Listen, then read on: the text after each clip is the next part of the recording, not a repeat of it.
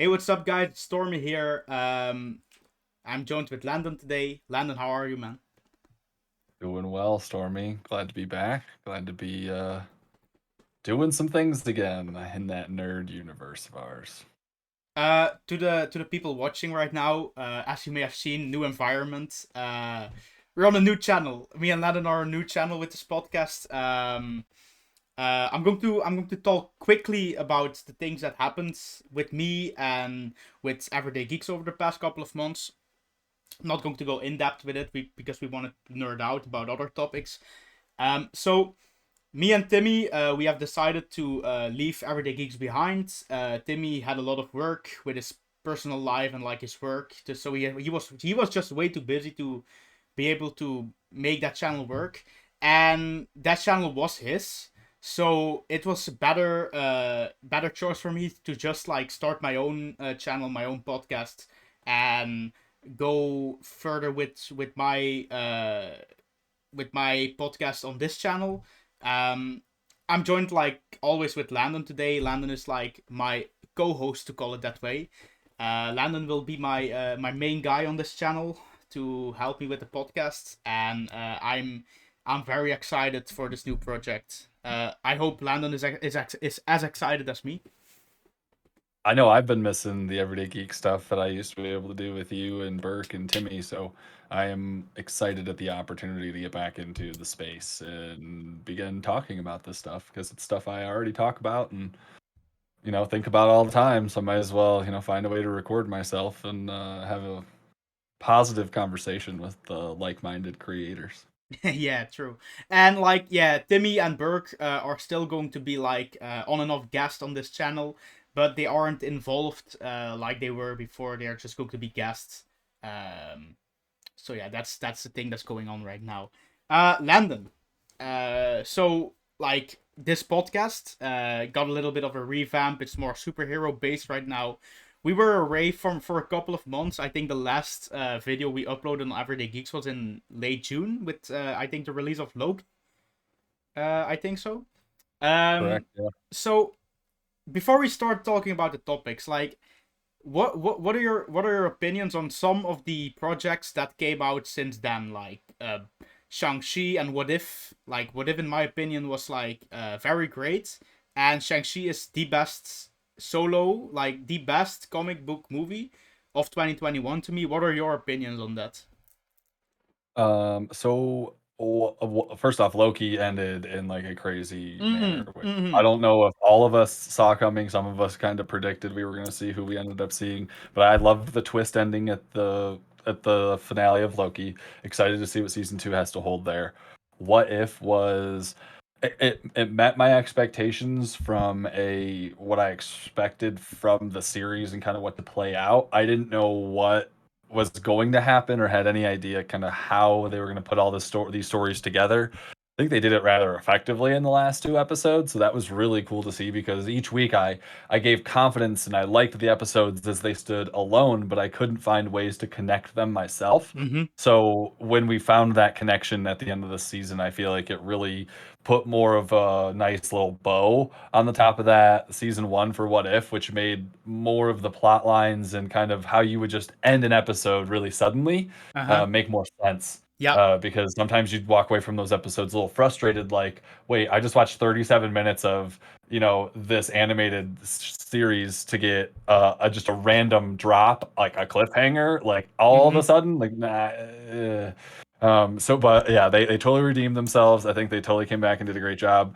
Shang-Chi was a pleasant surprise. I didn't have too much expectations for this film. I didn't know what to expect with it. I knew that if it could do anything like what Black Panther did, that it was going to be a huge hit, and everyone was going to like pick this is the movie. Like this is the movie of 2021 for Marvel. And it certainly delivered.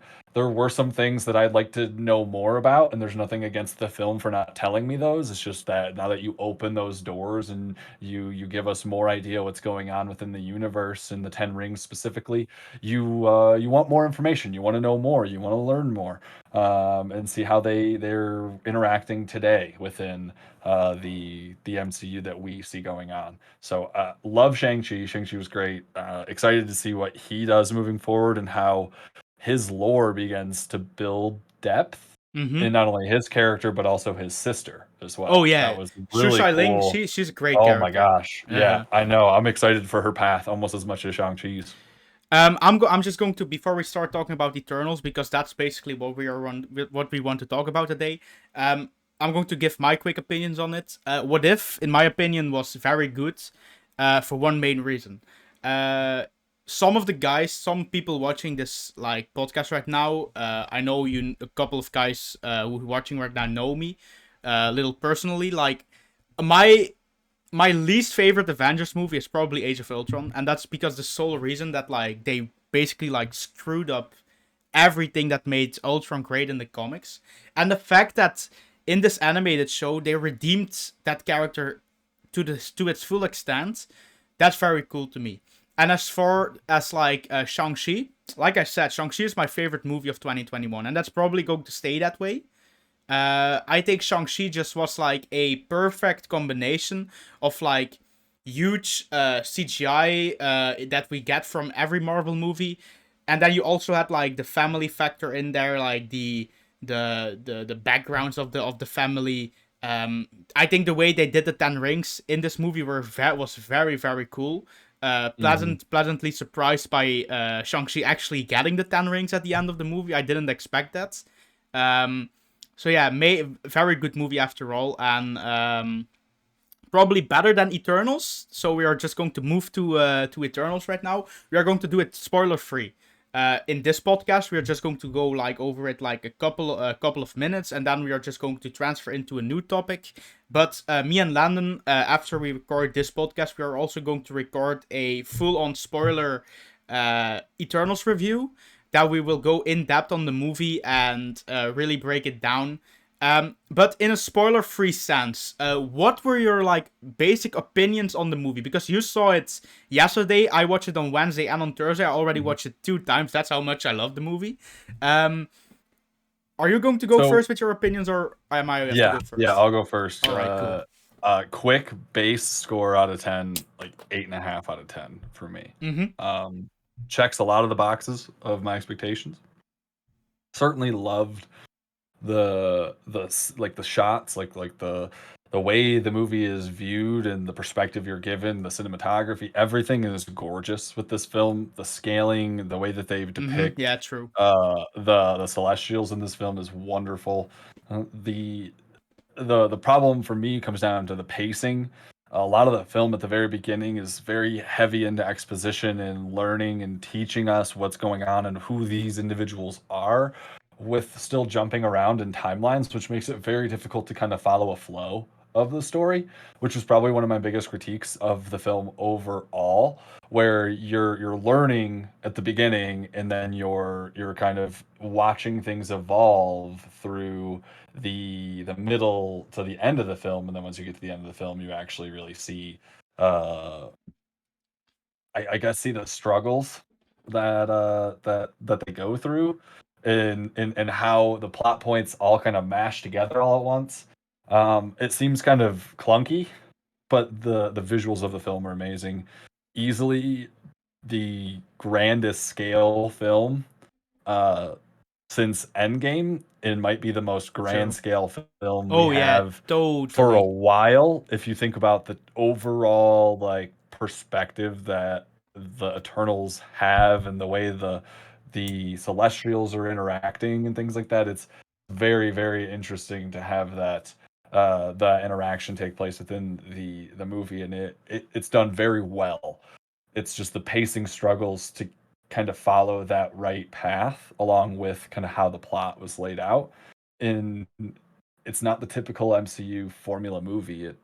It it plays differently in because of that having the same pacing at certain points within the film that a normal MCU movie does.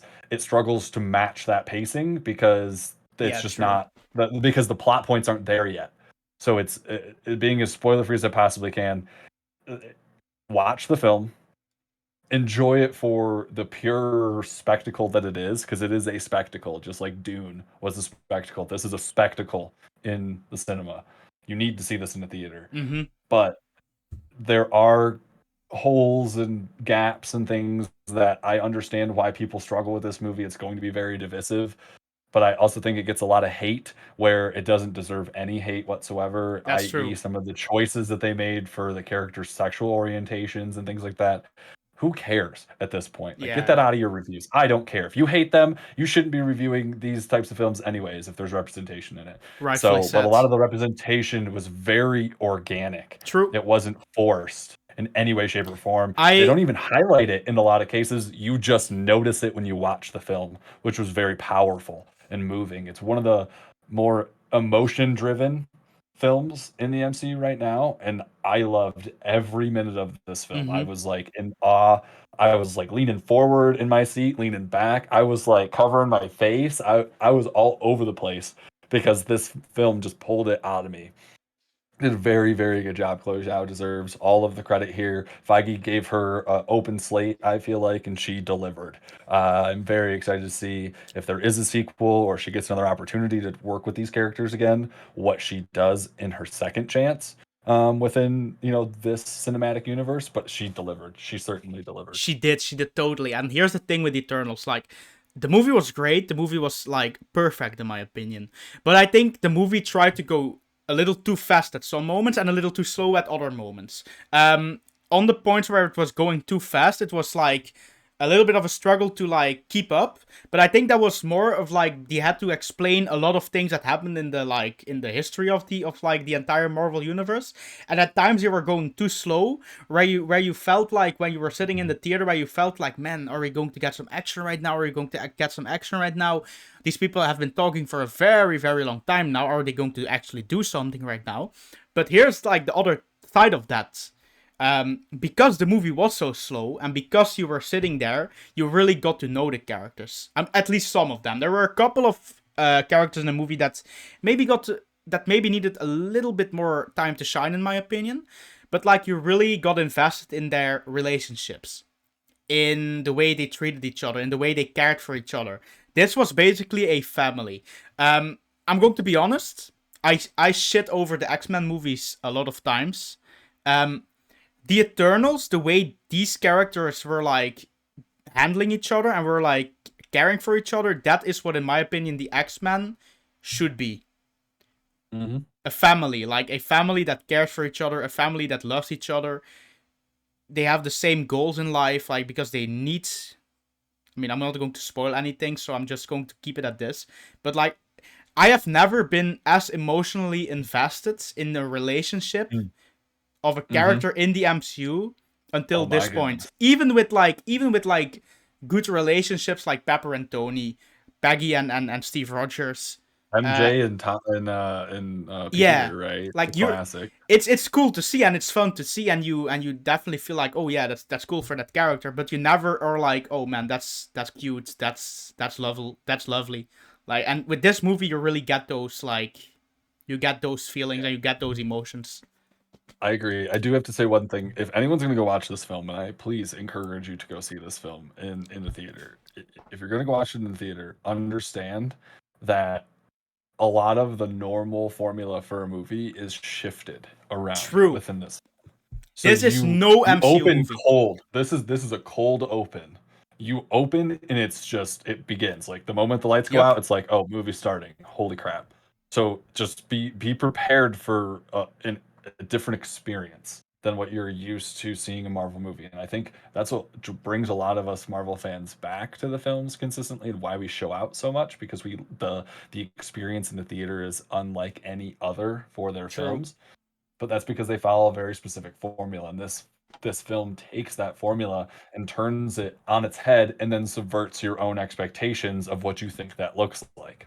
So it does a very good job of surprising you, keeping you on the edge of your seat. Just when it starts to pick up right about halfway through the film, it does a very good job of really grasping your attention, keeping it, focusing you on the specific piece of the scene that they want you to, and then pulling away from that very effectively and transitioning into the Mm-hmm. next phase of the movie. You Like really, as you watch this film, think heavily about the phases of films that we watch and how regular stories kind of go, the setup, and then you're being built up to conflict, and then you have the yep, conflict, and then you kind of come down from the conflict, and then you have the resolution at the end of the film. Well, this kind of takes like your conflict and just sprinkles it all over the film, yep, with most of it happening at the end, but you have these points where you're building the conflict throughout the entire movie, which keeps you just on edge because you don't know what's going to happen.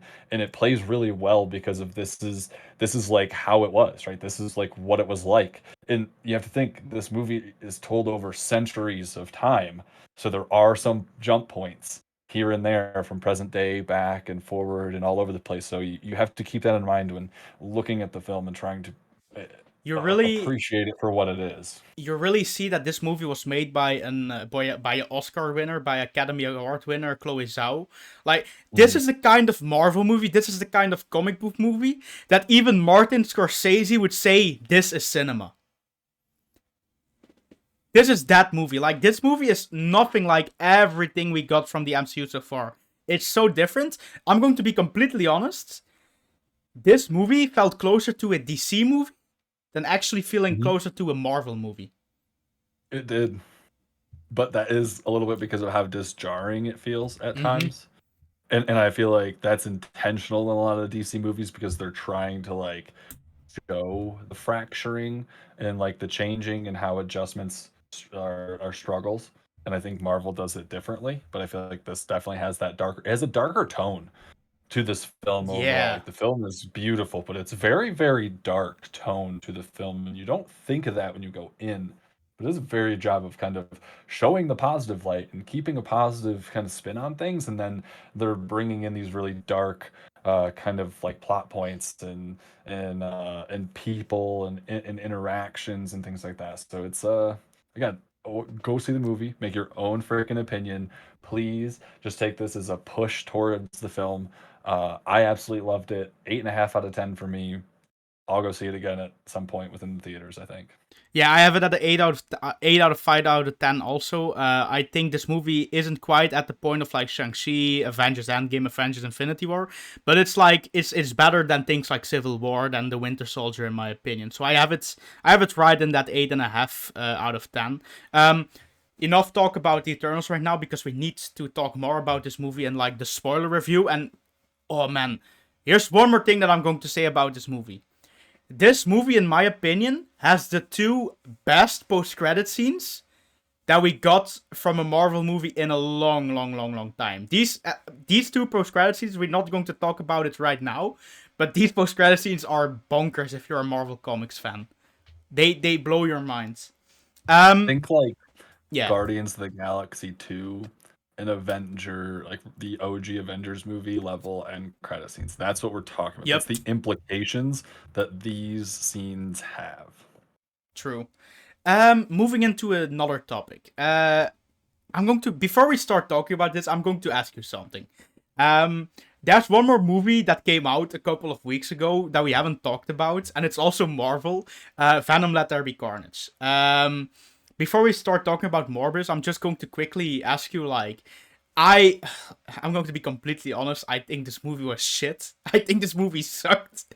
The movie was cool in some parts. Like, look, don't get me wrong. Everything that had Venom and Carnage in the fight scenes was very cool, Mhm. but just like some of the other aspects were just so cringe. And you see that it's Sony making the movie. So quick opinions on this, like just really quick. So I gave it about 7 when I got out of it. I saw it opening night. I That's really fairly high. enjoyed all of the action. I have a deep love for the Spider Universe, for symbiotes, for Spider-Man, for like anything related to the Spider Universe or Spider-Verse. I am all about it. So I like I gave it more from a fan bias probably Mm-hmm. than it deserves.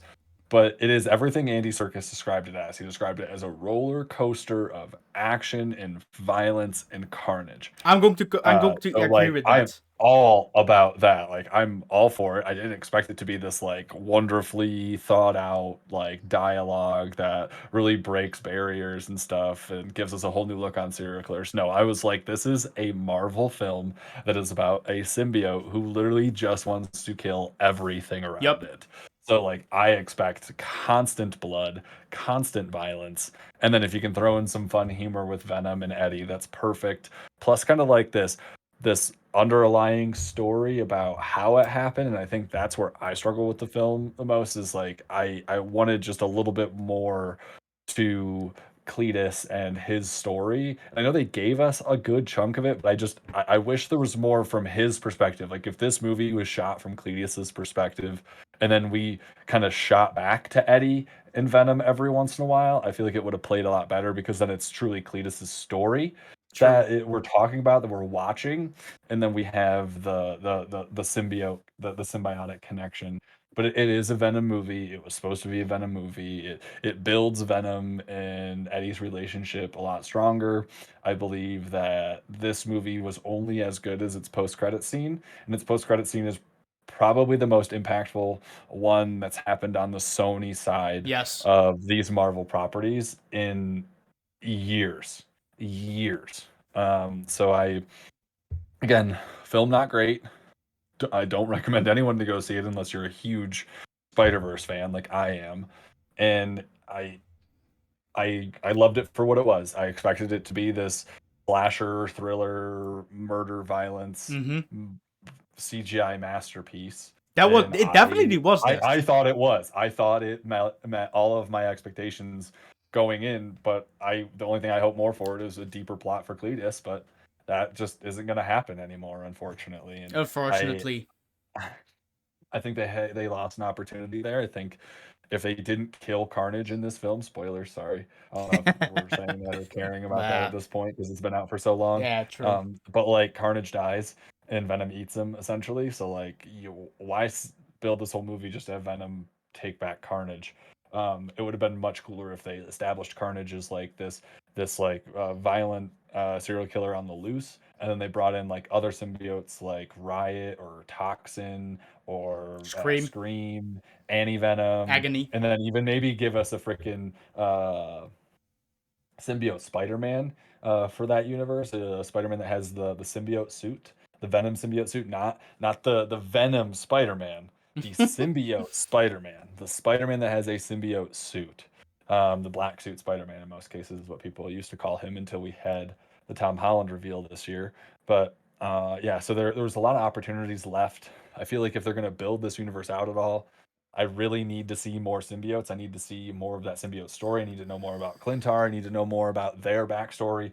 And I better see a freaking Necro Sword in Null. Like, if Null is Mm-hmm. not taken advantage of through this Venom storyline in these movies, I'm going to be very disappointed because they have set everything up for it to be there. And they need to take advantage of Null's popularity now because he's not going to be around very long. And he's going to fall out of favor with a lot of the comic books. This is his most popular moment, and I'd love to see the movies adapt him because he could be a whole future plot point for Sony. And you Look, just got here's to the thing. set him up No, now, and it will pay off for you in 2 years. no can be the Thanos of the Sony universe. Like, just like hands down, he's the biggest Spider, character in. the Sony Spider universe, Yeah.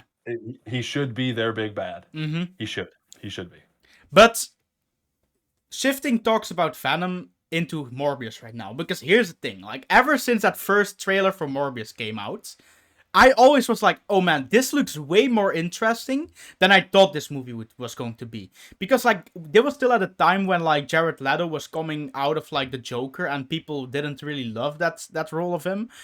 And then you get to know that he's going to play Morbius, and you're like, that guy who ruined the Joker for everyone a little bit is going to play Morbius.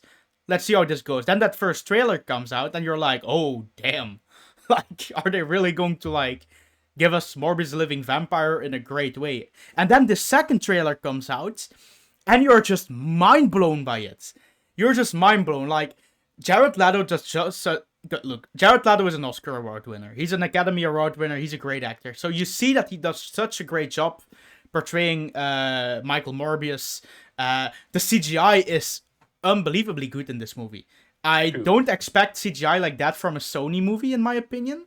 But like, and like, just like some of the Oh shots, wow. I think this movie, I'm going to be completely honest, some of the movie, how the way Morbius like reacts to things and the way Morbius powers work and he moves, kind of like in a little sense reminds me of the Matrix. In a little sense, not everything, but just some of the movements that he does and the way he moves, it Well, it's like reminds me of Sonar, like, man. yeah, true. It Sonar for it sure. it blew my mind, the trailer. Oh my gosh. So I had very skeptical thoughts last year on Morbius. I was uncertain what to expect. I didn't fall into that same category of like I doubted Jared Leto because this dude has had quite a run of films since the Suicide Squad mass debacle that he had. He's had quite the successful run of films, so I'm not concerned at all about his capabilities or his ability to portray this character. What I was more concerned about is Very the quickly, I'm story sorry. surrounding. Actually, What? Go ahead. I'm going to comment really quick. That was actually not the thing that I was worried about, that he was not going to do Mm. this role great. I was I was thinking more of like the sense that is this an actor who is capable to bring a comic book character to life? Yeah, In that that's fair. sense, That's more. fair. So Mhm. go ahead, go ahead. Sorry to interrupt you. No, you're good. So I was more worried about the story they were going to put around him, the characters they were going to put in this universe, and how they were going to tell his story, trying to exist within this Sony MCU Spider Universe, whatever they're going to call it. The trailer looks interesting. There's a lot of hints, Easter eggs, and kind of nods to the Amazing Spider-Man, to Raimi Spider-Man, to the MCU Spider-Man. I don't know if Sony's had this massive plan in place for so long now that they've started the live action Spider-Verse before they even I think knew what so. they really had with the Mm-hmm. Spider-Verse. And the Into the Spider-Verse animated movie was kind of the launching pad for this, where they're taking kind of these properties that already existed, like Venom and Morbius, and their plans for a Craven the Hunter film and the other Spider-Man films that are happening kind of MCU adjacent or within it. They're going to take this and they're going to build their own Spider Verse, and they're already starting to do that. And I think what they're trying to do is establish some of the more well-known Spider villains that they have access to, that they own the rights to, and start to build out their stories first, and then start interconnecting them as they have enough character depth behind them to support like a team up plot type movie. So I'm very intrigued to see where Morbius ends up, what these call outs and kind of Easter eggs turn into from a movie standpoint. Do they pay off, or are they just like an homage to the previous films? And I really believe that if done correctly, this film can stand on its own as potentially one of the best dark comic book movies that exists. Mm-hmm. Blade trilogy, still holds this for a lot of them. There's a lot of darker vibes from Morbius, and I'd like to see that played out in the film. And from the trailers, that's looking very promising. But I am concerned about the story that they can put together for this film, because the character doesn't have much to him. He's has a disease, as he talks about in the trailer. He cures himself of this disease and becomes The living Morbius the vampire. living vampire. So you how much more to the story is there? What else are you going to show us that we don't know or don't expect? How are you going to connect this to some of the other stories that are being told within the Sony Marvel property universe? And I'm skeptical about the story. I'm on board for the CGI and for Leto, and I'm excited to see what this turns into. I feel like this is gonna fall into that kind of Venom, the first movie category, where people love it or they hate it, and they're gonna Mm-hmm. hate it because it's too dark or They like go, physically yeah. like it's literally too dark. Like there's not enough light on the screen for you to freaking see what's going on. Yeah, Or that's I yeah. mean, it's true. The first Venom movie struggles with It's that. so So I dark. think that this could also struggle with that because of the context for the character, coloring of the character, the way the scenes they're going to put the character within, right? I think they're going to struggle with that. And you kind of see something within the trailer. So I'm intrigued to see how that plays out. But yeah, like I The first Venom movie. I wish this movie has already been out. This movie should Oh have man, already been out. yeah. There's no reason that it should have been pushed this far. Sony was too afraid to put their first big theatrical release on Morbius because they thought it was going to fail because of their previous history with this in comic book movies. So I don't I'm not saying that this is their fault. I'm just pointing out this movie should have already happened. We should have already seen this movie. This movie should have been out before Venom Let There Be Carnage, and then we'd I have actually the don't same know if I conversation agree with now. you. I actually don't know if I agree with you on that sense because, in my opinion, it The looks original like scheduling was for it to be out first. That's why I'm I saying know. that. I I had expectations to see this and then see the evolution of the universe in Venom Let There Be Carnage. Now instead I'm watching the evolution of the universe and then I'm going to watch this Morbius film and be Yeah, like what the okay, that's fuck true. is this? But there's a chance that the Morbius movie got a lot of changes during like post production because like maybe they saw like, hey man, we have a lot of more time to work on this movie right now. We can throw in a lot more. And here's the thing that I think. Here's why I don't agree with you on this point. It looks like Morbius will be a much better movie than Venom Let There Be Carnage. Just looking at the trailer, and I think Sony executives just were like, "Hey man, we have this 1.5 hour movie out here, Venom Let There Be Carnage. Let's put this in theaters first. This probably is one of our movies that just like costs less than Morbius and Spiderman No Way Home. Let's put this one out first, see how it makes. Venom Let There Be Carnage, it wasn't great in my opinion, but it made very good money. Then you go into like Spider-Man No Way Home, and there it will be explained that like the entire Spider-Verse is like a side effect of everything that happened with Doctor Strange in that entire movie with the spell. And then you go to Morbius, where Morbius is already taking place in some kind of a patch world that combines all the Spider-Man universes, because it's just like, how can you have all these teasers to all these different Spider-Man universes if you're only going to go into your like one universe? Like, there are just too much Easter eggs to other Spider-Man universe to not have this movie be a movie about like the Spider-Verse. There's just no way. I think this movie is going to lay the groundwork for that. Okay, so if that's what you think, question then on that. How is this a Morbius film if that's what they're going to be setting up in it? Because it's not going to play like a Morbius film if that's how they're setting it up. The homages and the amount of Easter eggs that they're already putting in there, if any of those pay off, like you're talking about, like I mentioned, because I don't want them all to pay off. I want a few of them to pay off, and that is it. If they're going to do this, they have to do it right because they can oversaturate the film, just like Spider-Man 3 Mm-hmm. with Sam Raimi, and then it becomes too much of a problem. So they have to be very careful here as to how they manage this, because if that's what this film is supposed to be, then they are probably biting off more than what they can chew.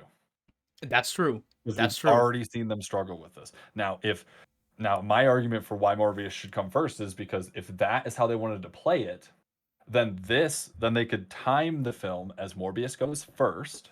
You see this mashup of a universe, right? Then you get Venom, Let There Be Carnage, and you see the post-credit scene and what happened All to right. Yeah. Venom. True. Then you wonder, What's going on? is Morbius where Venom is? Did Venom just become somewhere that Morbius is currently?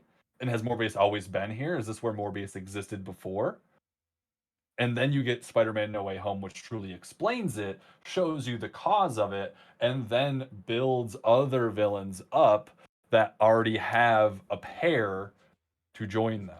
I think, and this is something that I at least hope with Morbius's future in this universe and in the larger Marvel universe overall. I really hope, because it looks like Sony and Disney are really working quite good together nowadays. Yeah, they have a good I think relationship. I think their deal after like the Spider-Man We Take Spider-Man Back situation a couple of years ago, I really think a lot of like things were said between those two studios. Hey man, we are not going to do this, and like we should work even more together. Now here's one thing that I would love to happen with Morbius. I would love for Morbius to be able to come over into the MCU and play together with like Blade, with the Midnight Suns. Like I think that's why where Morbius would work together. Here's the thing with Morbius. While Morbius is a Spider-Man character, he basically all his great stuff isn't Spider-Man related in the comics. His greatest moments are his battle with Blade, his like teaming up with the Marvel Knights, with the Midnight Suns. Those are Michael Morbius's great moments. So I hope that's actually something that's possible. I'm not quite sure. I mean, I think we're going in that direction. I think it needs to be built out. I'm skeptical of the Sony Disney relationship. I think it's a good relationship right now. I don't know Mm-hmm. how much deeper it goes than just surface level at the moment. I'd like to think it does go deeper and connects into all these other Sony properties that are being built, but it's proven wrong in the past. So I be very cautious with this. I'm excited for it. I really think it can be something great, and I think it's the foundation, if done right, for a great actor to maintain a role that suits him. True. Even if this movie won't be great that when we see it, we can at least look back on this movie that it has two of the best trailers in comic book movie Mhm. history. Like these Okay. especially the second one, is everything a trailer should be, in my opinion. I agree. There are a little, like I said, there's pieces in the trailer that seem a little dark, just from like an actual physical screen darkness. Like you can't see what the frick is going on. Here's the thing with the So Sony universe, Landon. Here's the thing with the Sony universe. It's Marvel, but at some points you think it's the DC universe because it's so dark. it's Marvel, but then they put a filter on the camera to make it look like it's nighttime all the time. Sorry, DC fans, we love you. I love DC too. Don't blame me. Should we go into another topic? Going Yeah, off I'm of already for it, man. Morbius. All right. I'm going to set myself up to rant for a moment. I have one, and I've been meaning to say this for a long couple of weeks right now. A couple of weeks ago, I think it was 2 or 3 weeks ago right now, we got the confirmation through like toy leaks and through concept art that they changed up Miss Marvel's powers from the comics to the MCU, because in the comics her powers are like Mr. Fantastic Plastic Man-esque.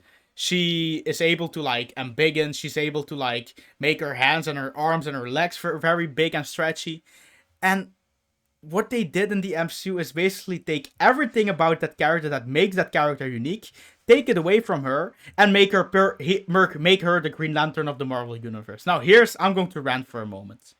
I'm going to rant.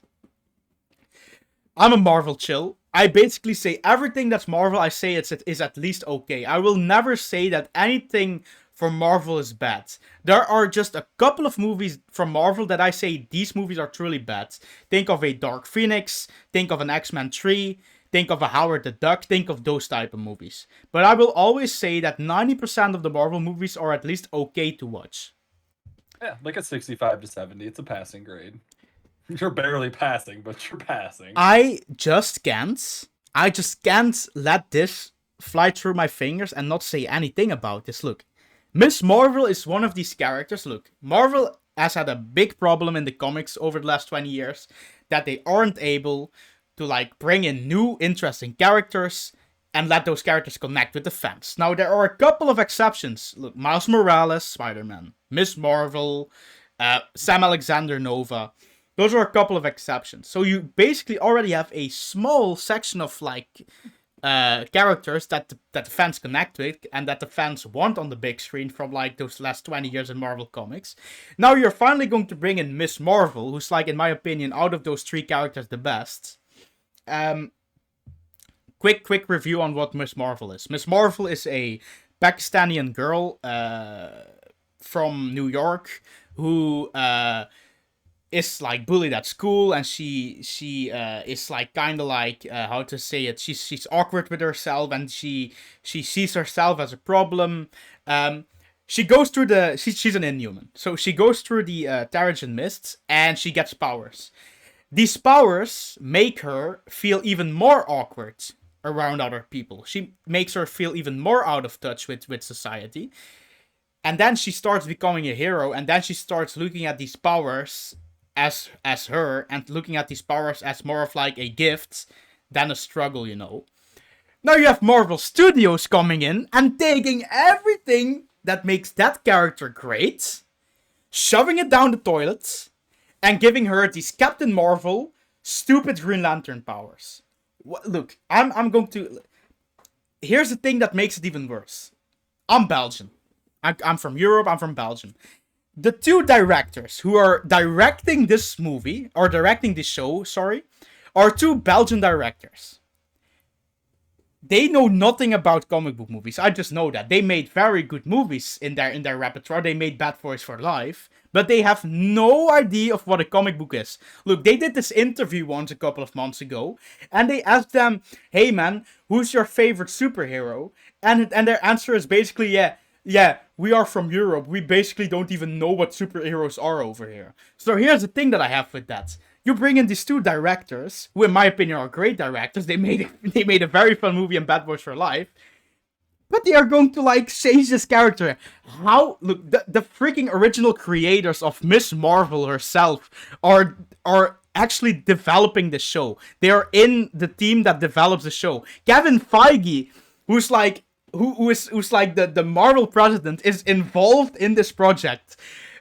Freaking other like Marvel writers who wrote like Miss Marvel are involved into the show. How did nobody tell those two, hey man, you don't have to forget that we have this big fan base out there who's not going to love this, who are going to hate you guys for doing this. How it No, wait, I'm going to let me finish real quick.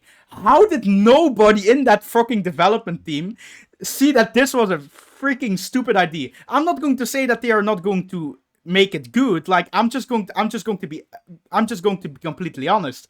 I think these powers will look great on like the big screen. But why? It's not about the powers. It's just you took away these powers about Miss Marvel because these powers make her. That's her character. That's what makes her great. And here's even the sadder thing about this. It looks like that they cut out the Inhumans of her character and they cut off the Inhumans out of this show completely. It's not. You don't know that yet. You don't know that yet. It at least looks like it. Does not mean. We don't know it yet, but it at least looks like it. Okay, you're right, but it looks like it. But if that's actually the case, look, it's not our fault that the Inhuman show was bad, but don't get us wrong. She has to. Okay. First off, love this, right? Love this. I'm also upset about this, but I can rationalize it. Here's how I can rationalize it. You are about to introduce the Fantastic Four. It's a slated movie. You're about to introduce them. There is no way you introduce someone who has the same powers that Reed Richard does before him. Here's the thing: they're not the same. To have those powers, they're not the same. I'm not saying they are, but they're close enough for the normies to not understand the difference. All right, so you have to consider that the MCU isn't just us sweaties. It's not just us hardcore nerds that are over here reading comic books every day, listening to Comics Explained, paying all attention to everything that's going on with all these castings and everything else about these properties.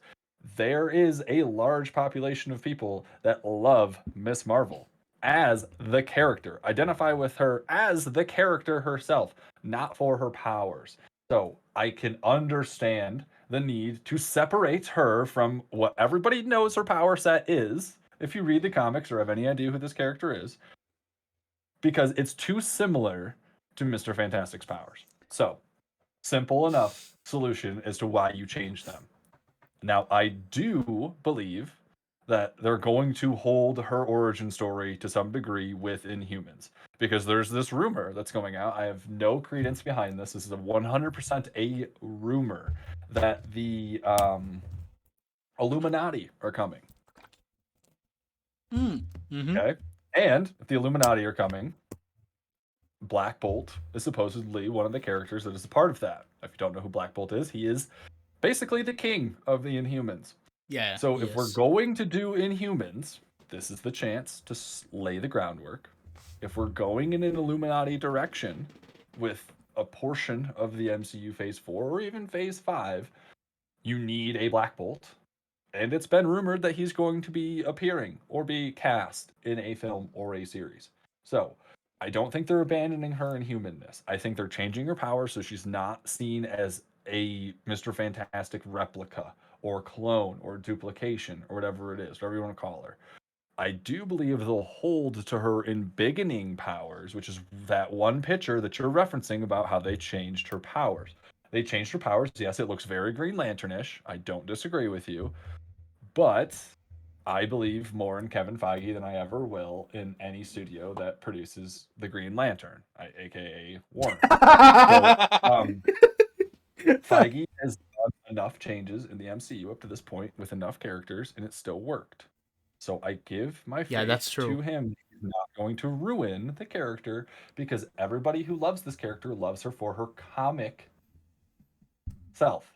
That's why they love her. In the most recent version of her, not the older versions, the more recent run that Kamala Khan is being based on, or the person who's portraying her is being based on in this series, right? Because you can't say that. I can't remember. I don't even know if I can pronounce her name correctly. I don't know. You can't say that the actress that's portraying Miss Marvel does not look exactly like Kamala Khan does in the Yeah, she freaking does. comics. Like they are like a Iman on Vellani. point 1-to-1 freaking clone. So like I'm frustrated, yes.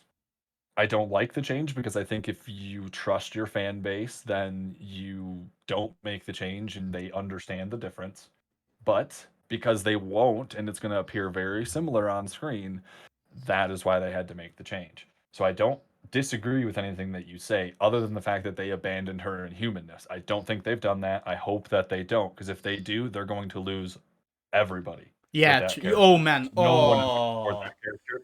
If she's not an Inhuman, I don't think she's going to be able to stand alone in her own series. No, I don't care if she's going to come along with the Young Avengers. I don't care if she's going to be a part of Secret Wars. I will have zero attachment to this character if she is not an Inhuman. And that's because you're changing too much about these characters through their origins to make it work for your universe. There's no freaking reason you can't do Inhumans. You own the property. Just because the other series failed as hard as it did does not mean this one will. So let's give it a chance. Let's trust the fans. Let's let them understand what we're doing. Give them a foundation to understand Inhumans a little bit more and actually get to know one and connect with one. And I think Miss Marvel is the best way to do that. All right. Look, you definitely got some great points in there. Here's the way I would like if they were to go the route of her having other powers in this show. They are definitely going to do that because it's out there. And they are not going to acknowledge her inhuman powers in the show. This is the way to like, after the show, after we brought in Mr. Fantastic, do this. In the show, it's been rumored that she's going to have some kind of like genie powers and that she's going to wear bracelets that will give her these powers and that it will be cosmic power. After the show ends, you have this couple of years where you can bring in the Inhumans slowly. You bring in the Inhuman royal family. When there's a movie couple of years down the line where you have like a character like MODOK and AIM in there, they release the Terrigen Mist over New York or something like that. And then you have like a lot of people turn into Inhumans, and it gets explained that Kamala is actually an Inhuman after all. And that the powers that she got from the bracelets now became part of her body. But Correct. here's the thing. I agree with that. But that would be a very cool evolution. That would be a cool evolution. I would be very satisfied with that. But we here's don't get one what we want initially, but we get what we're looking for. And I hope they at least acknowledge that in the show and that they explain that. Because I don't know if they don't explain that, I don't know how Marvel fans are going to like embrace the show. But here's just a little problem that I have with something that you said. She stood similar to Mr. Fantastic. Now here's the thing with Kamala Khan. Look. Mr. Fantastic stretches his body. What Kamala does, she changes her atoms. So she can like embiggen her hands. She doesn't necessarily make her arms stretchy. She doesn't necessarily make her body stretchy. She just ambiggins and can get real big hands. And here's like another problem that I have with that. If these two characters are too similar, Then why are there 2 people in an Iron Man suit? Soon 3. Why are there 3 super soldiers with a Captain America suit? Why are we soon going to get 2 Spider-Man? Why are there like 3 or 4 people who shoot I cosmic blast? agree. I agree with what you're saying. What I was trying to point out is that how they are portrayed on the screen. You're not going to physically watch her hand go from a hand to a massive hand and be like, oh, she just made her atoms bigger. No, people are going to be like, oh, she stretched her hand out. She made a huge hand. And then Mr. Fantastic's going to go do that in the film. And they're like, well, he's just copying Kamala. Kamala can do that already. Miss Marvel does it over here. Right? So I don't think Feige wants to take any of the spotlight or the thunder, as some people call it, away from the Fantastic Four. It's a big enough entrance already for the Marvel's first family coming into the MCU. So I don't think he wants to even put the slightest roadblock in front of that or opportunity for fans to say, well, it's too similar. And I think that is why he's setting it up this way. Now, I agree with your thought process that if they successfully were to have her go through, let's say she gets hit by a Terrigen Mist, all of a sudden in the series, that's what gives her initial powers, where she finds these bracelets and it gives her these cosmic energy, cosmic power capabilities. That's fine. That's great, right? That's awesome. But then give it more depth. Show us again that she can still evolve. She can still change if she has continued exposure to the mist and continues to interact with people who've been exposed to the mist. Then you can see her powers evolve over time, which can become what they are in the comics, where people will appreciate how they differ from Mr. Fantastic. But you have to have both characters there to be able to appreciate the difference. You can't just have one appear in a series, one appear in a movie, and then be like, oh yeah, they're not the same, even though they look the same. Mm-hmm. All right. Yeah, Oh, all right. I agree with you. You convinced me. But like, I was just like, it's only because of the normies. If it's just us sweaties that watch this, if this was like a comic book, then yeah, like he's messing up. But this is a movie, or a series, so this is going to be viewed by more people than just us nerds.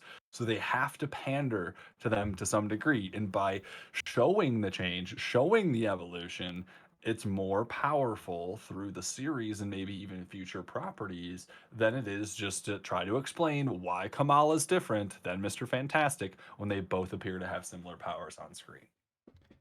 all right, you convinced me. Like, how you explained it, you actually like tempered my inner demons Dude, I'll a tell little you, bit. I was just as pissed off as you were when Man, I first I saw was that like, information. oh. I was just as frustrated because she is. I read the most recent comic book run of hers, and I like fell in love with the character. So I love this character. Like, I don't want to see her done anything wrong through this series. I hope this series is very successful. Dude, I Landon, I'm going just to be had to completely honest. rationalize it to myself When because I was so pissed. I couldn't handle it. I was like, I have never been as pissed at something coming out of like a Marvel story than this. Like, this was the kind of like business, like the kind of like anger that I got was like the kind of anger that something inside me was like, we are Venom, I want to kill Kevin Feige. Like, that was like the kind of anger that I was getting. But now you kind of tempered my Venom inside me, so let's go to another topic. Is that a good idea? let's Maybe. rip it apart. Let's rip it apart if they don't follow through on it. Because I feel like it definitely deserves really harsh criticisms if they change the character into flops. Because the Here's the character thing. themselves would have done a great job standalone. That comic run proved it. The character's been around long enough you have to adapt her. So you owe us a good Miss Marvel. If you don't do something good, we might never see this character again. And it would be 0 for 2 with Inhumans. Here's the thing that I have with it. Even if they fuck up Miss Marvel, I wouldn't give a freaking, like, Miss Marvel, although I think she's a cool character, she's not my character, you know? There are other characters I want more. Mm-hmm. But the thing that I would be sad about is that they explain it. I mean, not explain it, but that they take the so-called Inhuman show that was such a garbage bin, and they take that show and think like, maybe the fans are not in for another version of the Inhumans. Fuck yeah, we are, man. Look, the Inhumans are freaking great character. We all want them. The royal family of the Inhumans are one of the one of the greatest and one of the most coolest, like, super powered teams that there are in the Marvel universe. Don't get us wrong, man. Like, we want those characters. So if they just skip over the Inhumans entirely, that will make me pissed off. Not that they necessarily change their powers, not that they necessarily fuck up Miss Marvel in this show. It's just like if they skip over the Inhumans, that will be there's no way any Marvel fan will be this will be like a good series. But going on to another topic right now. One other show that's coming out in 2022 is She-Hulk. Um, She-Hulk, I was already excited for that show. She-Hulk, as soon as I got that confirmation that show was happening, I was like, damn, they really got away with it. They really convinced Universal to give back the rights to Marvel to make the She-Hulk thing. Now well, we there's get a loophole because that. Universal Yeah, has movie rights. So yeah, but I think and it's the Hulk, not the She-Hulk character. So there is a loophole with She-Hulk specifically that came up right around the time the show was announced last year.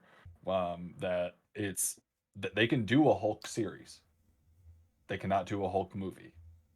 And Universal has to sign off on every instance of Hulk in a film.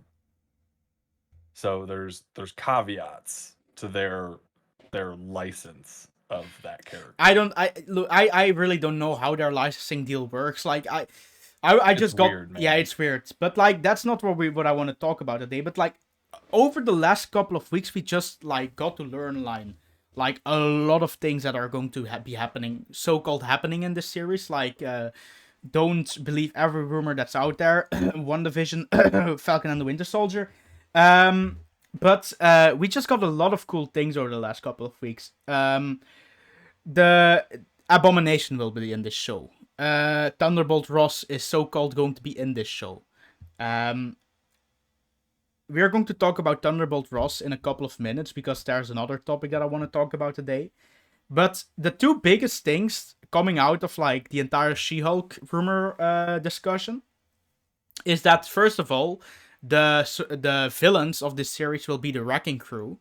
And the Wrecking Crew are these like four construction workers who find this Asgardian crowbar, and they receive Asgardian super strength powers. And they will be the main villains alongside Titania in the show.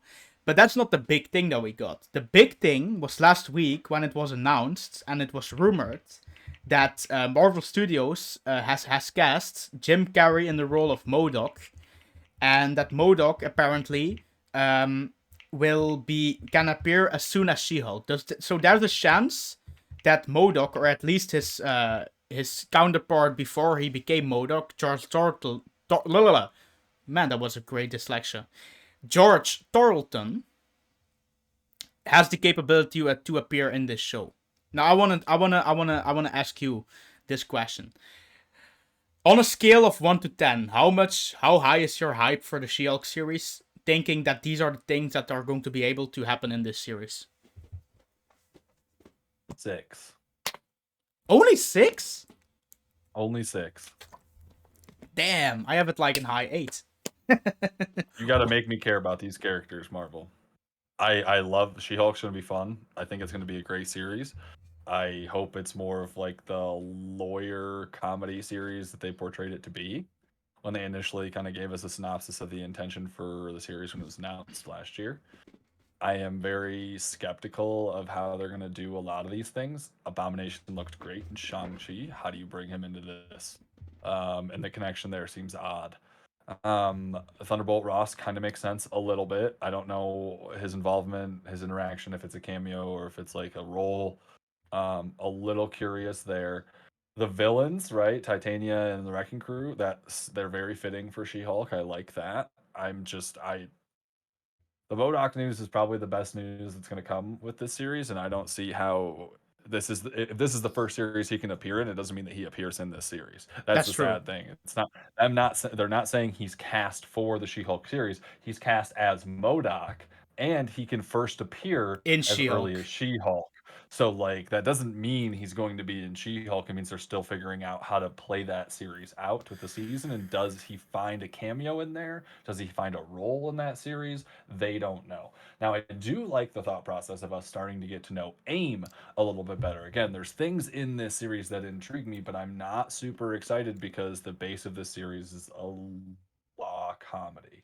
So like unless you're gonna get like Charlie Cox, for Daredevil, unless you're going to get like some of the other famous like interacting like characters. Like if you had like Jennifer Walters and you had Daredevil going one on one in a freaking courtroom, and you got like Spider-Man and like Doc Ock being represented or something ridiculous, like that'd be fun, right? Like that's a total thing that I'd like to watch.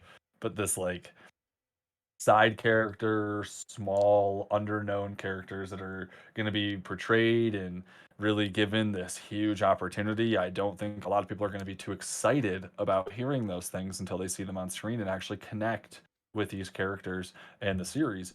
And I think that's some of the struggle that they're going to have with these lesser known characters that from the Marvel universe with the normie side of the Mm-hmm. culture, Yeah, like that's true. She-Hulk and like Miss Marvel's even one of them a little bit. I mean, you're gonna get there with Hawkeye. I mean, he's kind of known, but only kind of through the Avengers. Moon Knight. And yeah, Moon Knight's there. But I feel like the Moon Knight's gonna open up into more of that darker side, where it's gonna give us like a Blade. It's gonna give us the Ghost Midnight Rider. Suns vibe, Ghost Rider, Mordo. Maybe more like Wanda and Doctor Strange. Um, there's Mephisto even like I could really see some of.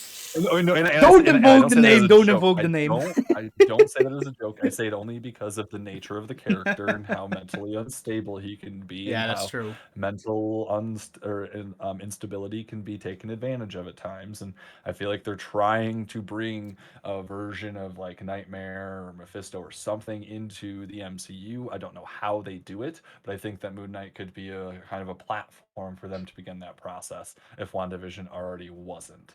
Um, Again, it's a 6. It's not ever going to get more than like a 7 for me because of who these characters are and the importance that they currently play inside of like Marvel as a whole.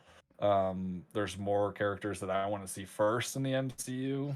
Cough mutants, cough X-Men.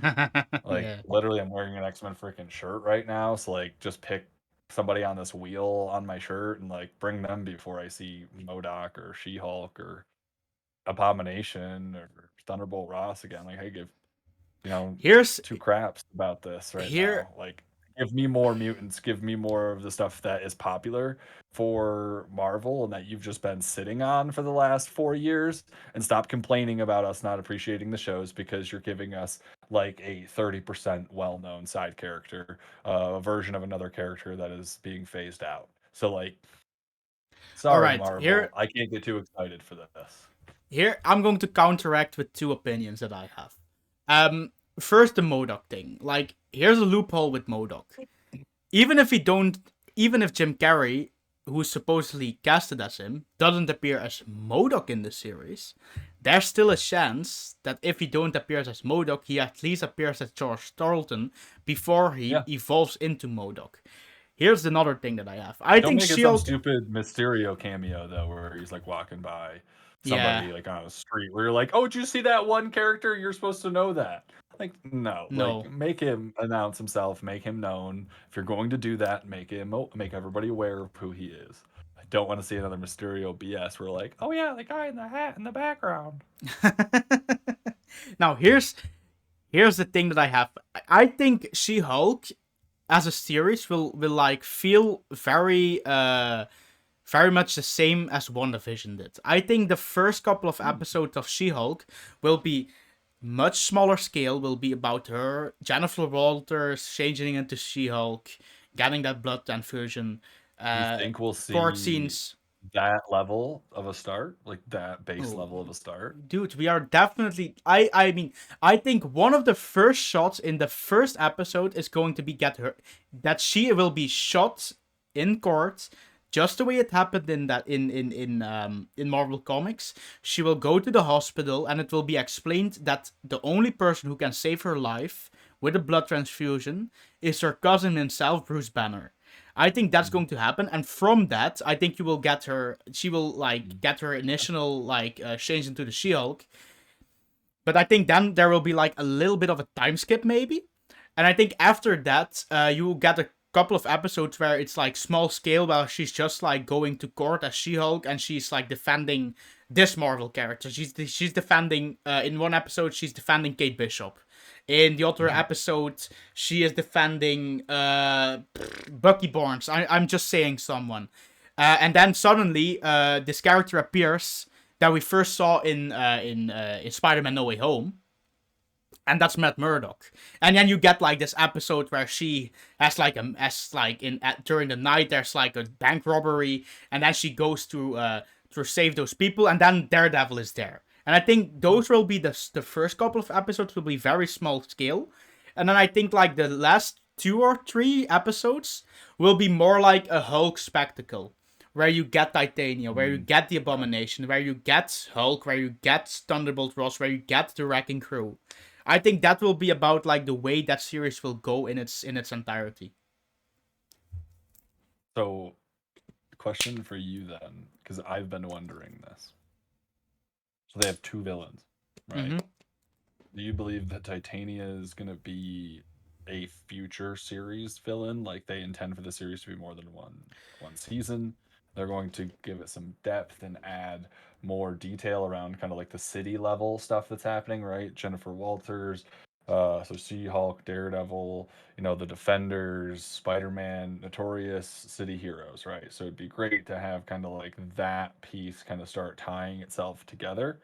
Do you think they're going to have Titania be the future villain throughout the series, and the Wrecking Crew kind of be more of the initial like kind of threat to her when she discovers her She-Hulk or understands her She-Hulk capabilities? Because I don't see her having too I much trouble with the Wrecking Crew, and I would think that it's her and Titania that are going to be more head to head, but I think it's going to be more not like violent head to head. I think they're going to go head to head in like other ways in her personal life, and then Jennifer Walters is going to learn who Titania or who she really is mm-hmm. and what she actually does and all this other stuff. Because I Well, mean, I think this is how I'm reading it right now. It's how I'm understanding it based on the comments from Tatiana, based on the comments from Jamila Jamil playing Titania, like right, and some of the stuff that's been talked about the series and these recent rumors. It makes me feel like that's the direction they're going.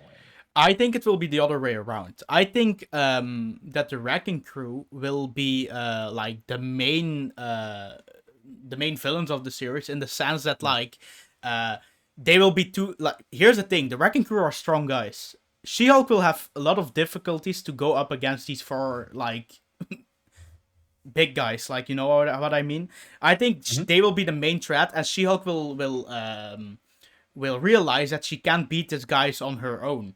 And then Bruce Banner, Hulk, and maybe even the Abomination, who looks to be more of like an anti-hero right now, are going to have to team up to defeat these guys. Now, as far as Titania, I really don't know anything about her character. She's so obscure. She I know. basically never appeared in everything except for Secret Wars. She's so obscure. I don't know what they are going to do with that character. Well, see, that's why I think they could take her character and try to elevate her to like a different status than she is in the comics, and try to keep the Wrecking Crew more city level, and Titania could potentially be more of like a global issue than just like That's true. something in like a specific city. That's how I'm thinking about it, because I keep going back to that a lot of the rumors last year when we were all out of content and we were just speculating about everything was that the MCU was going to take this approach where a lot of the movies and or series are going to be split. It's going to be very apparent where the split occurs, and it's going to be global, city level, earth level stories, and then there's going to be cosmic universe grand scale level stories. Yep. And we talked about that a little with the Eternals earlier. We're starting to see kind of the separation here with cosmic story versus like a city level story. Like WandaVision is a city level, global level story, and Loki is a universe global or sorry, universe cosmic level story. And then What If is kind of like a little bit of everything, right? It's more universe level, but it's also animated, so it kind of plays a little different. Just think along those lines. That's kind of where I was splitting hairs. There was it feels like that's kind of the vibe with She-Hulk, is they're trying to get that like Defenders city feel, global feel in that series, and I think they're gonna do it through Titania and Uh-huh. She-Hulk's interactions more so than I think they're gonna do it with the I wrecking crew. I think for She-Hulk, as far as She-Hulk is concerned, I think we'll have to wait till next week. Next week is Disney Plus Day. Hmm. I'm very, very sure that She-Hulk will be one of the projects that will get at least a teaser. I think that We show should have is. for them. We should have at least a decent trailer. I think we got a tease. We got a casting announcement and a small synopsis last year. If Yeah, anything, we that's should get like true. what, a minute to a minute and a half teaser, True. plus more synopsis and maybe another couple casting Yeah, announcements. true. That's my thinking for She-Hulk this year. Because like a 30-second teaser, I would expect for some of the newer stuff, like the movies or some of the stuff that's like farther future. But she's early mid to 2022 with this series, so they have to have something already prepared, something ready, something shot. But it could just be like a simple tease of her at the very end and just like a nice little She-Hulk rollover with the Marvel name out in front of it. So yeah, True. I don't expect much, but I expect something, and I expect us to see Jennifer Walters or Tatiana Maslany as Jennifer Walters in the teaser. All right, going into through the second to last topic that we're going to talk about today, and we're going to go over these last two a little bit quicker because we are going towards like an hour and a half right now. I wasn't looking at the hour. Um, so like it's Disney Plus Day next week. We're still not sure if we're going to get to know anything about the movies. I look, it be called Disney Plus Day makes me think that it will be only about the series. But hey, we thought that about Disney Investor Days last year also, and look what happened with that. Um, we got like four confirmations of movies that are happening in that are going to into. Oh my god, my dyslexia.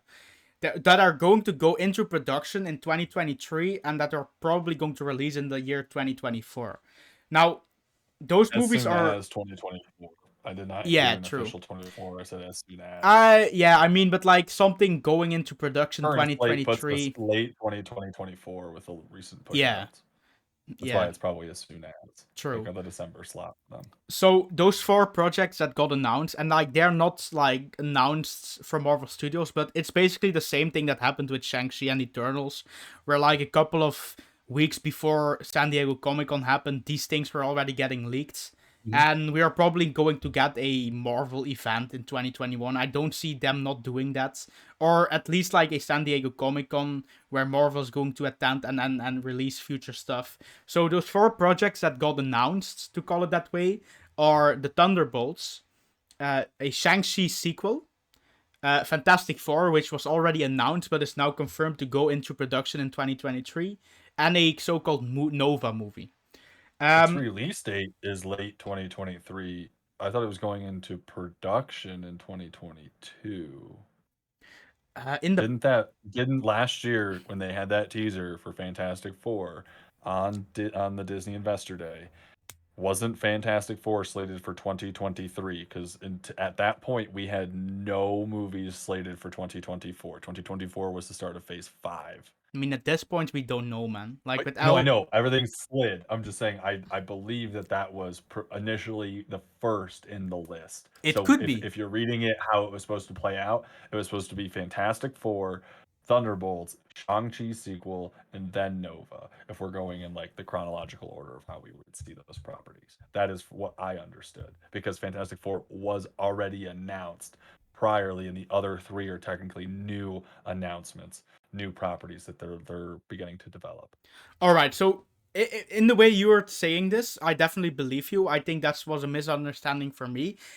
In like the other three projects, Thunderbolts, Shang-Chi 2, Nova, which out of those three are you, if you hear that, most hyped about? Thunderbolts. I Love me gotta, some Daniel I, Bruhl I as gotta go with Zemo. Nova. I gotta go with Love me some Nova. Daniel Bruhl, man. Here's the thing And with like so, Thunderbolts. coolest thing in my opinion. Taskmaster can still exist. Anthony Masters Taskmaster can still exist. Oh no, we're going to go into this. Oh, I'm just saying you he want to can give still me exist. another rant? I didn't mean to start a rant. I just said he can still exist. He can technically still be a character in the MCU. Yeah, Zemo, of course, Baron Zemo, epic. Yelena Belova. You John have Red Walker. Hulk. John John Walker. Walker. All right, so you Abomination. already have 5 plus Abomination. So you already really have the base for the team. You have the base for this team. Which I don't project was expect Red the Hulk? what Red Hulk isn't Thunderbolt Ross Red Hulk? Isn't He he is, part but of the like he's not the Thunderbolts? Red Hulk yet, Oh yeah, I mean he's not Red Hulk yet, but I mean like He's in going to the become. tease for this Thunderbolts, there's a Red Hulk shown. So I'm over here like Thunderbolt Ross, Red Hulk. Yeah, I know. But again, I'm just messing around. it's just the normal Thunderbolts like that you would assume from the comics. This one has me the most hype because of the whole Zemo interaction in the Falcon and the Winter Soldier series. I feel like that character Daniel Bruhl, it's a match made in heaven that he's playing Baron Zemo, and I cannot wait to see him interact with hopefully a official Taskmaster and Anthony Masters, and then Yelena Belova because Florence Pugh is like fire. Yeah, I Like can't she wait is for that literally either. fire as Yelena. Yelena is like the best part about Black Widow, and it has all the pockets. That's all I gotta say. No, and like Thunderbolts is just one of these movies that has been rumored right now for years, and I think the Thunderbolts in the Even a MCU. Oh, sorry. Go ahead. Go ahead. Is it a movie officially, or I thought this was a series? It's a movie. I It's a movie. literally thought that. Okay, so these It's are a all movie. movie announcements. All right, Going to be a cool. movie. That makes it much better for me then. Yeah. Oh man, Thunderbolts is one of these things that works. I think team ups will work much better in movies than in series. But like yeah, we have like all these characters that are like potential like members of the series. Not to mention like we didn't even mention Ghosts. We didn't even mention Justin Hammer. Mm-hmm. Like we already have like a set of like 8 or 9 or 10 people that are. Yeah. And then like, we don't even count like all the new members that they can bring in, because I think if they want to bring in the Thunderbolts, I think there's one character that they haven't brought in yet that is such a core part of the Thunderbolts in every way, and that's Songbird. I think Songbird is one of these characters that they have to do in that series. I was like, I think I know what you're talking about.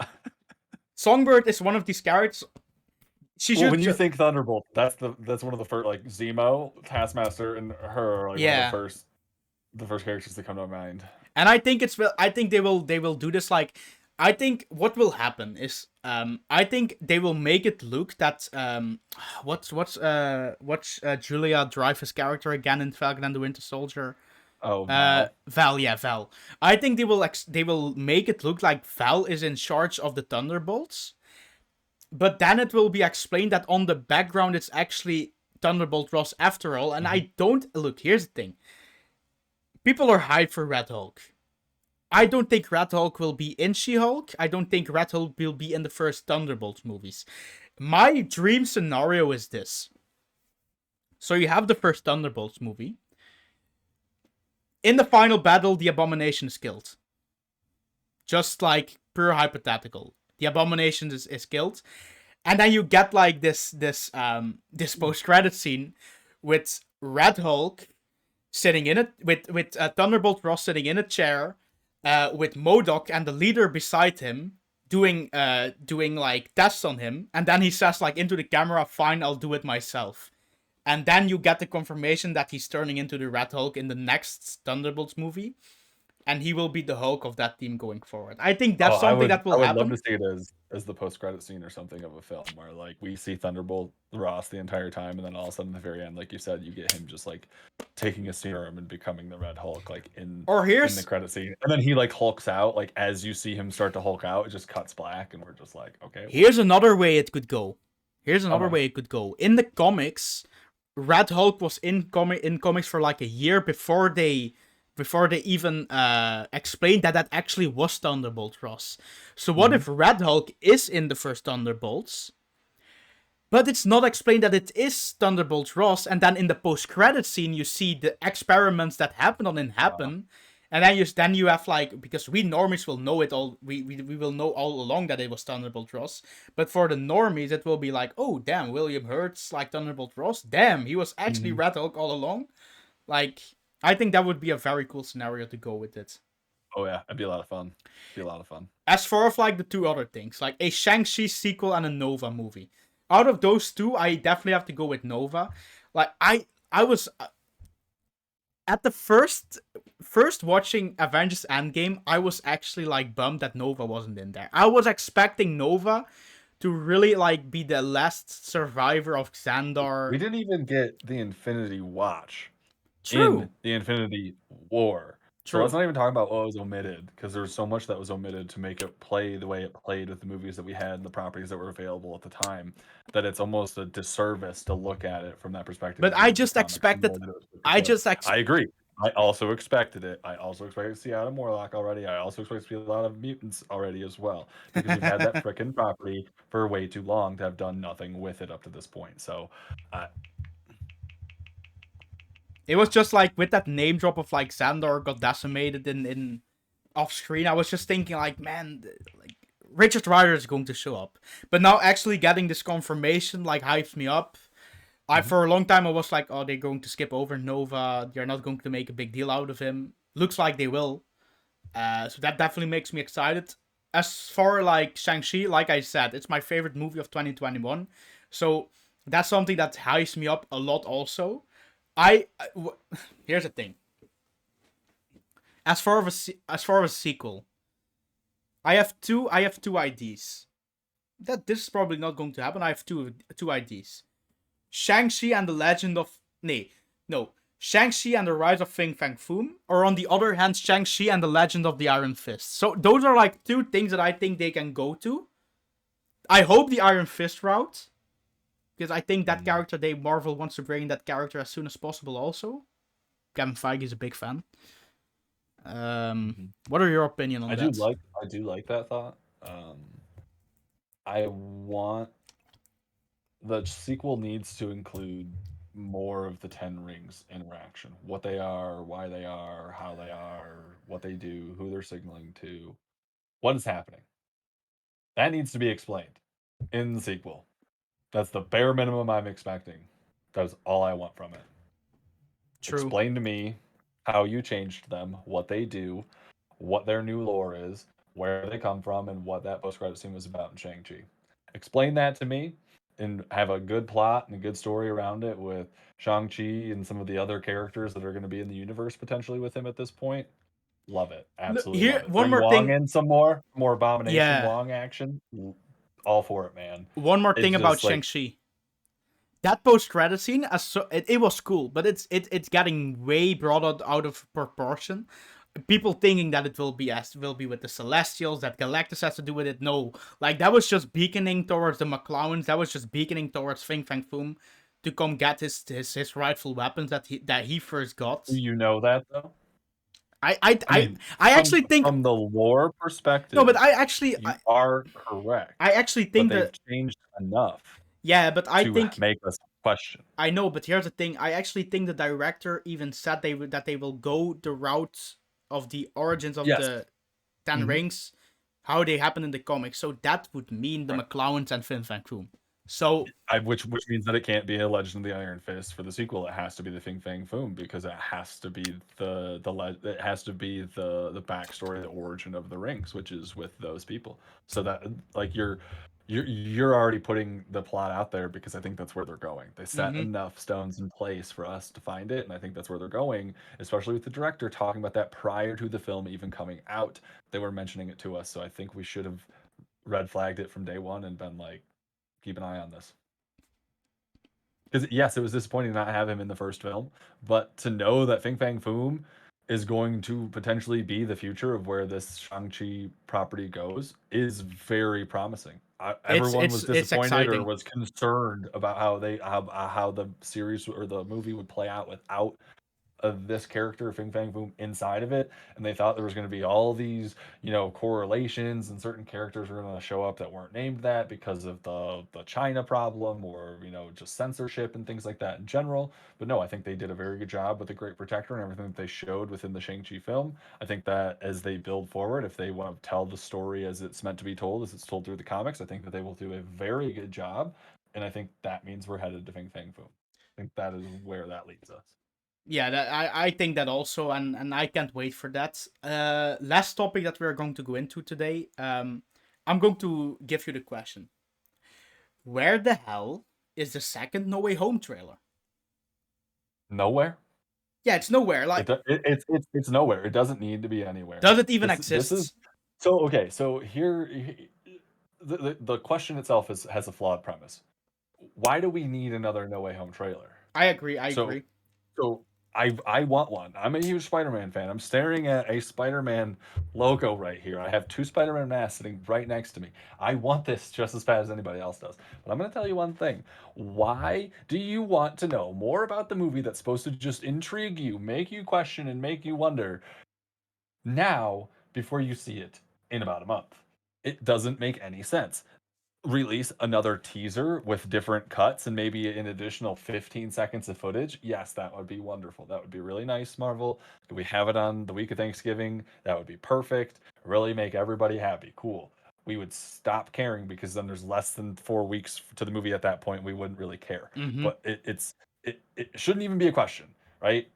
Compare it to when it came out against any of the other Spider-Man movies that happened in the past, and it is very comparable to when those trailers came out, even not before some of the other ones. So let's stop talking about where is this trailer. It's just because we've had nothing to talk about and we've wanted to know what happened at the end of Far From Home since 2019 when they were like, "Oh, what's going to happen next? 1, 2, 3 question mark." So like True. all of us are freaking out. We're all huge Spider-Man fans. Spider-Man is the property that is bringing a lot of Marvel fans back to the MCU because of their love for that character and the disservice that Sony did it for a while.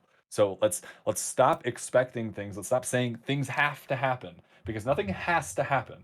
Nothing does. They could have gone. This could have been the first movie post-pandemic era that they had no marketing for it, and I would have been like, "Thank you, Yeah, Marvel. true. Thank you." Even if Because I they, don't want anything spoiled. I don't want to know the plot of nobody this wants that film. spoiled. I'm purposely avoiding spoilers and not watching content about spoilers for this content for this movie specifically because of the hype around it. I Mm-hmm. don't want expectations. I don't want to know what's going to happen when I walk into this film. I want to be utterly shocked every second that I Here's the watch thing with No Way that in Home. the theater. Here's the thing with No Way Home. Even if they do another trailer, I look, it's known that Andrew and Toby are going to be in this movie. It's known that Matt Murdock is going to be in this movie. We know the Sinister Six, or at least the Sinister Five, like it's been called lately in the rumors, are going to be in this movie.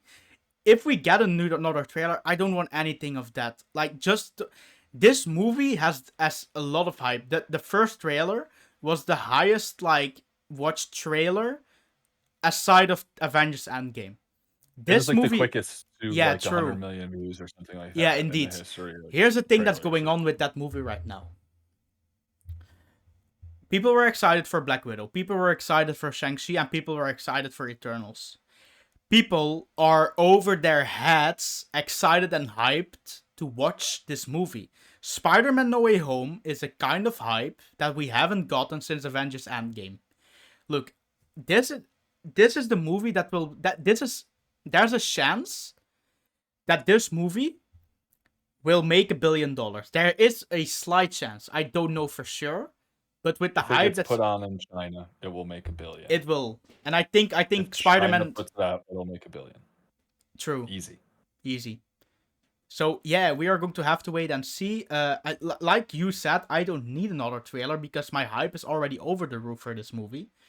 If we get one, The, that's cool. Thanksgiving would be amazing to get that trailer. Mhm. The only thing that we can still expect from this film, okay? Here's what we can still expect from this film. We can expect 2 more marketing rollouts, meaning that we're either going to get heavy promotion, meaning we're going to see the trailer that already exists all over the place, right? It's going to Mm-hmm. be like in every TV spot. It's going to be on every major sporting event. It's going to be all over our media. It's going to be all over social media. It's going to be everywhere. Excuse me. Or we're going to get a poster. And that poster is going to serve as the final piece of marketing material left for the film. It's going to be the official poster of the film that is shown at the theaters when it's in theaters. The rumor about this poster is it's supposed to drop this weekend, and it's supposed to contain Andrew and Toby inside of it. There was a artist's rendition done, a fan artist rendition done, that literally somebody that is well known and doesn't miss very many things, cough RPK cough, literally said, "I don't think it looks much different than that."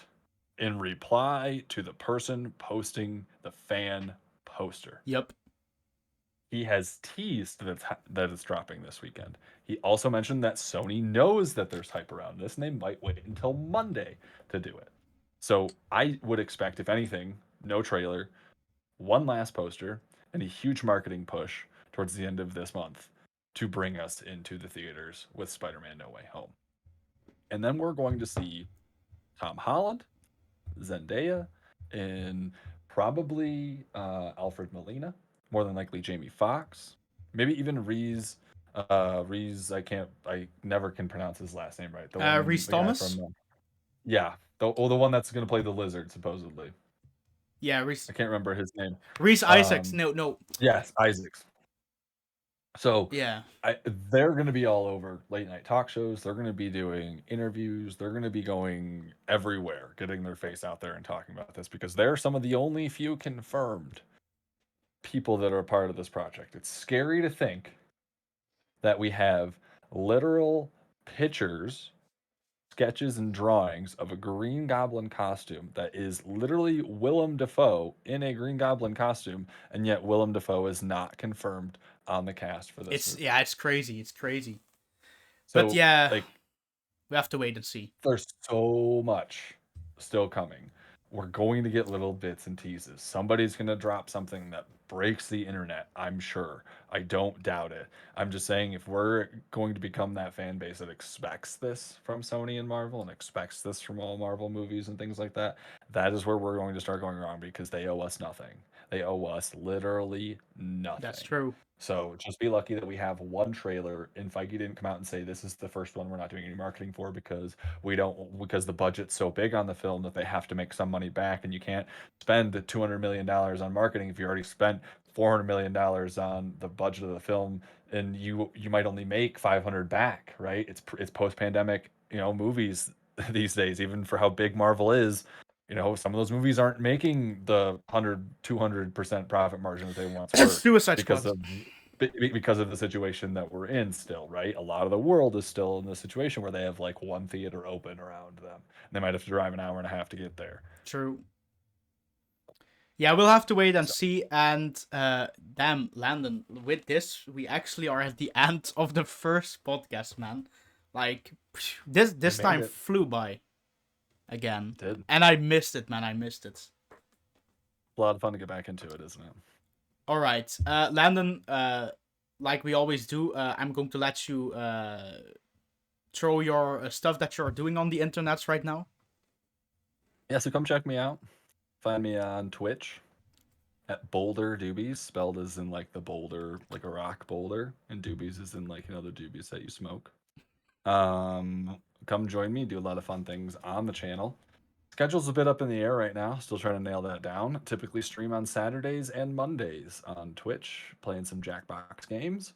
Have a fun holiday featurette coming up though with another fellow streamer. So be on the lookout for that. That Nice, should be nice, fun. nice. And that should be happening near the end of November, early December wait. timeframe. So be on the lookout for that. All fun stuff coming. But yeah, that's all I got going on these days. All right, guys. With that, I'm going to end the podcast here. I hope you enjoyed.